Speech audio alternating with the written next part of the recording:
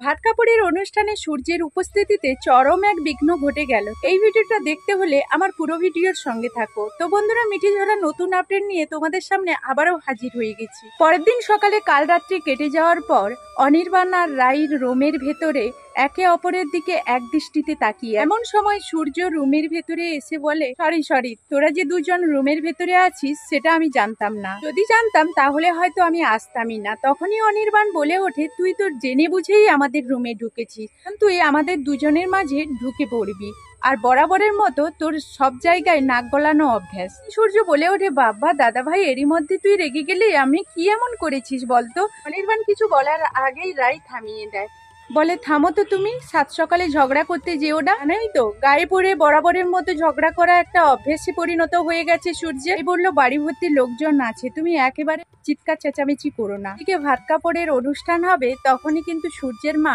অনির্বাণের মাকে বলে ফেলে যে এই মেয়েটা সারা জীবনের জন্য আমাদের ছেলেকে আমাদের কাছ থেকে কেড়ে নিয়েছে, তবে ওর আবার ভাত কাপড়ের কি হলো শুনি। অন্যদিকে ভাত কাপড়ের অনুষ্ঠান শুরু হলেই রায় আর অনির্বাণ দুজনের সামনাসামনি দাঁড়িয়ে আছে। অনির্বাণ রায়ের হাতে ভাত কাপড়ের থালাটা দিতে যাবে, এমন সময় সূর্য ইচ্ছাকৃত ভাবে অনির্বাণের গায়ে ধাক্কা দিয়ে ফেলে দেয়। ভাত কাপড়ের থালাটা যখন ছিটকে পড়ে যায়, তখনই সূর্য বলতে থাকে, এ মা দাদা ভাই, একেবারে আমি খেয়াল করিনি রে, সরি দাদা ভাই, আমি এখনই সবকিছু তুলে দিচ্ছি। তখনই অনির্বাণ বলতে থাকে, জানিস তো সূর্য, আমি এটাই জানতাম যে তুই কিছু না কিছু বিঘ্ন ঘটাবি আমাদের প্রত্যেকটা অনুষ্ঠানে।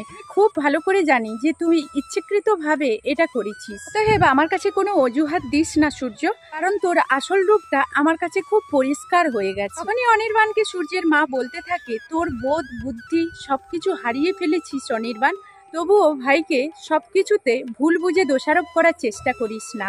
আমরাও তো জেনে বুঝে সবকিছু সহ্য করছি, তাহলে তুইও একটু সহ্য করে নে।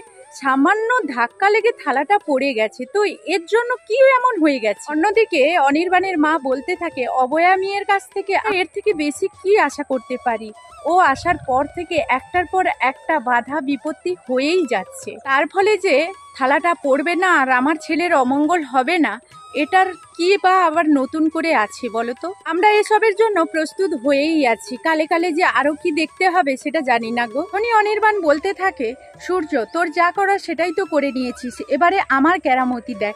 এই কথা বলা মাত্রই সূর্য অবাক হয়ে অনির্বাণের দিকে তাকিয়ে থাকে। তাইও অনির্বাণের দিকে অবাক হয়ে তাকিয়ে থাকে আর বলতে থাকে, তুমি এখন কি করবে? অনির্বাণ শর্মিকে ডেকে বলে, শর্মি, তোকে যেটা করতে বলেছিলাম সেটা তুই করেছিস? তখনই শর্মি বলে, হ্যাঁ দাদা ভাই, তুই যেটা অর্ডার দিয়ে নিয়ে আসতে বলেছিলিস সেটা ঠিক সময় মতো নিয়ে চলে এসেছি। তখনই দেখা যায় শর্মির হাতে আরো একটা ভাত কাপড়ের থালা। এটা দেখে সূর্য অবাক হয়ে যায়। তখনই সূর্য বলতে থাকে, তাহলে দাদা ভাই তুই বলতে চাইছিস ইচ্ছাকৃত ভাবে সবকিছু করেছি? এই কথায় অনির্বাণ বলতে থাকে, তুই ইচ্ছাকৃত ভাবে করেছিস কি না ইচ্ছাকৃত ভাবে করেছিস সেটা আমার জানার দরকার নেই। আমি তোকে বলেছিলাম আমার কেরামতি দেখাবো, আমাদের ভাত কাপড়ের অনুষ্ঠানটা এখনই হবে আর এই মুহূর্তে হবে। সূর্য, দেখেছিস তো আমাকে মার দেওয়াটা এত সোজা নয়। তো বন্ধুরা, এই ছিল মিঠি ঝরা ধারাবাহিকের নতুন আপডেট। মতো বিদায় নিচ্ছি, টাটা।